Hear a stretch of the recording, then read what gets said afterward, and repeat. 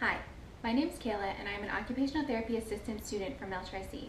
I was doing my internship at Coordinated Health with Carina Epting, who is an awesome occupational therapist who also specializes in lymphedema. As I was helping out with the treatments, I realized that it was a lot of information thrown at you in a short amount of time, so you might not have taken everything in. That's why I'm making this video for you to go back and watch anytime you need a little refresher. The things I'm going to be going over with you are girth measurements, self-massage, and bandaging. So let's get started. I'm first going to go over the girth measurements with you. So girths are circumference measurements at standard anatomical sites around the body, measured with a tape measure. Girth measurements can be used in determining body size and composition and to monitor changes in these parameters. What you will need is a piece of paper and a pen to write down your measurements and a tape measure, one with centimeters because that's what we use. We want to start by measuring the forefoot. Just lay it across and see where it lands. You don't want to pull it tight because you want a nice, accurate measurement.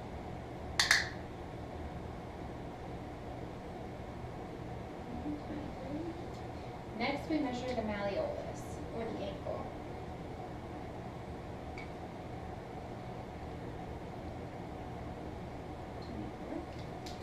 Next is the malleolus plus 10 centimeters. So you want to line it up right at the ankle crease and go up 10 centimeters.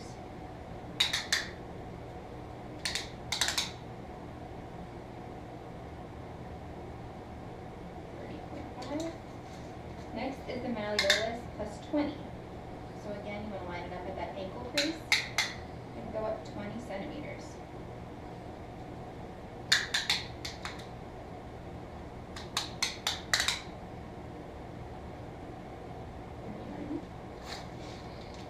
Next, we're going to measure the knee joint line.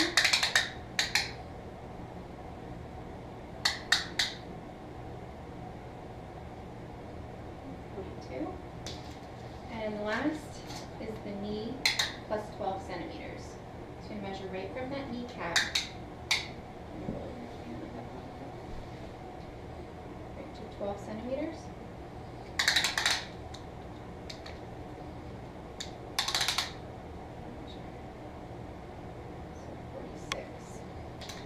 So that's it for the measurements. And it's good to do that pretty often and consistently at the same time so you can really keep track of your measurements and see your progress over time.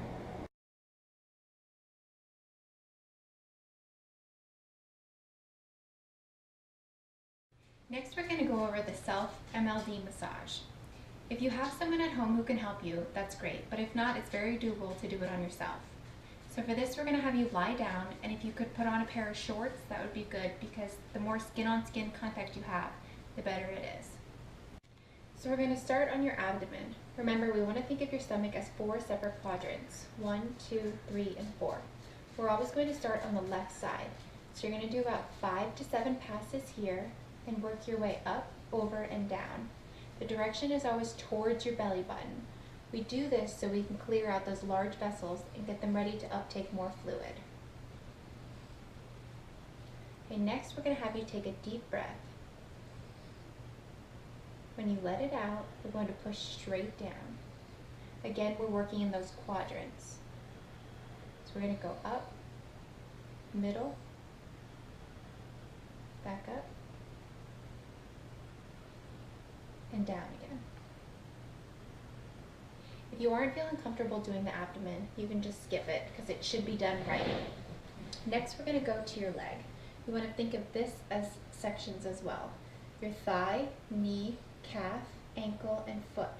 We want to start at your thigh and clear those lymph nodes. Your stroke should be nice and light, just like petting a cat. If you press too hard, you can actually damage those vessels beneath the skin. You always want to go up and out. Then you can go down a little lower. I'm going to do a couple good strokes at each section. Then we'll go to the knee.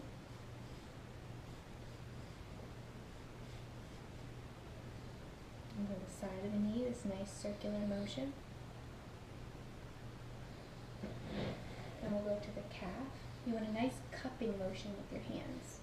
And the more surface area you can cover, the better.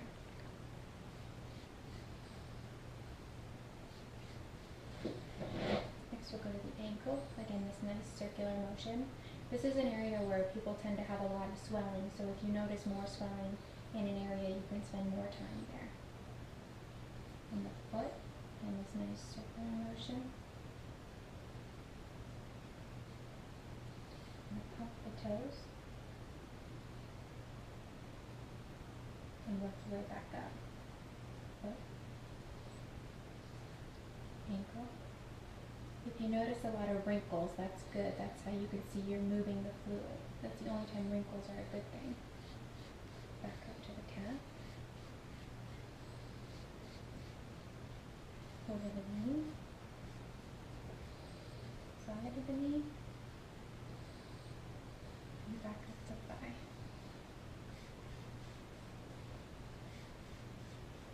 And as long as you're okay to lay on your stomach, you would go ahead and flip over, and we would do the same thing in the back of your leg. You would start at the thigh, the knee, the calf, and the ankle. But this time you could just skip the foot and the toes because that's a tricky angle to get at. So that's the full MLD massage. If you don't have someone to help you out at home, you can always sit up and do it yourself.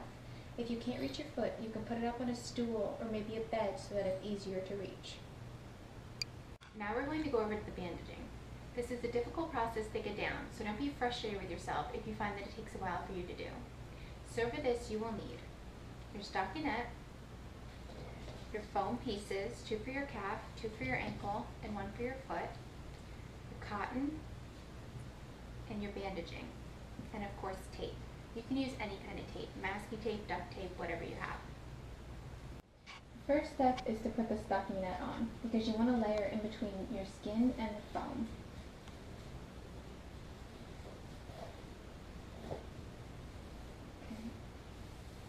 Turn it on, nice and smooth, no wrinkles. Next, you want to take the cotton and wrap your ankle. This is more of just a comfort thing.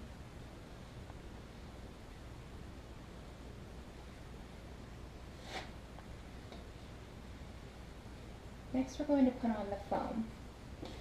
You're going to start with the 2 big ones around your calf.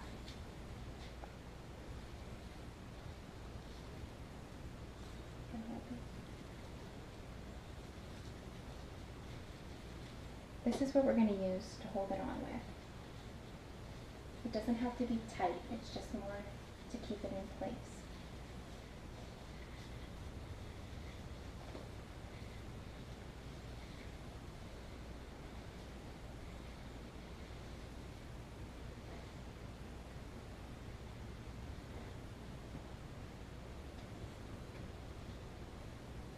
If you can't do both of the foam pieces at once, you can do them one at a time.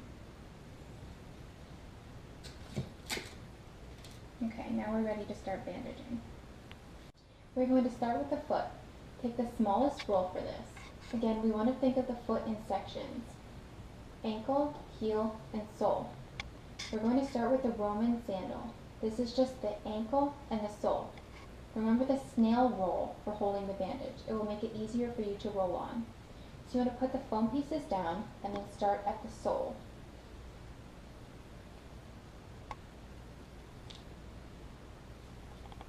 You want to wrap 2 times around to anchor it. And then go up to the ankle. This time adding on the foam pads for your ankle.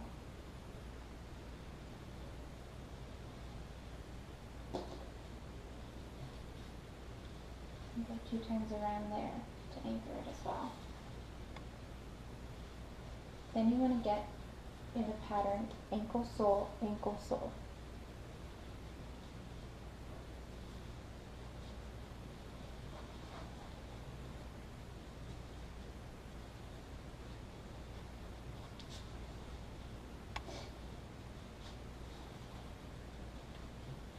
Again, you want it to be nice and flat, no wrinkles. And do a nice little snug. This is where it starts to get tight.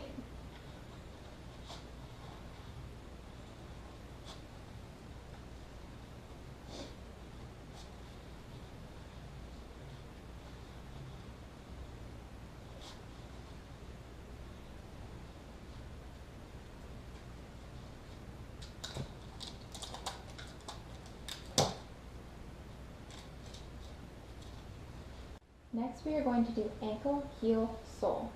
Start at the sole, then we're going to go to the ankle, and this time we're going to add the heel.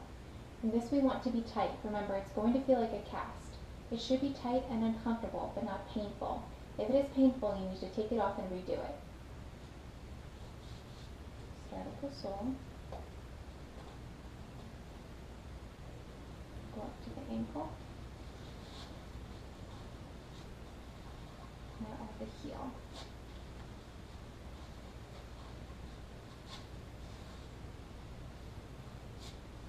Sole, ankle, heel. Continue that pattern. Sole, ankle, heel.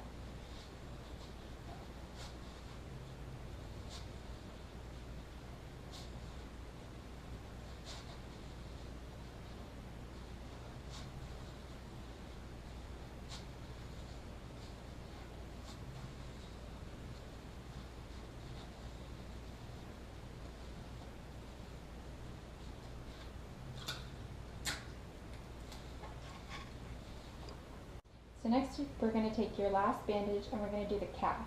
You want to start at the ankle crease and work your way up. The direction is always up.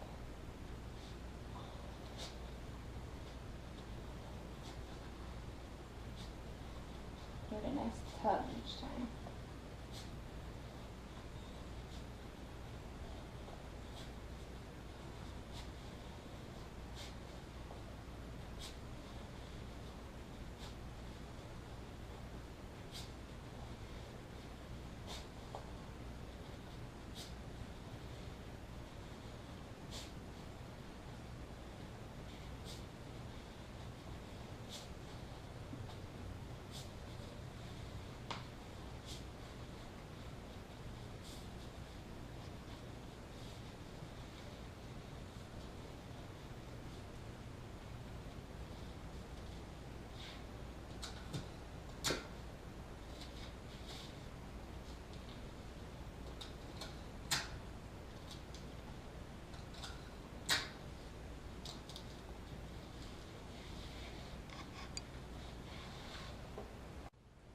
And then you can fold this down.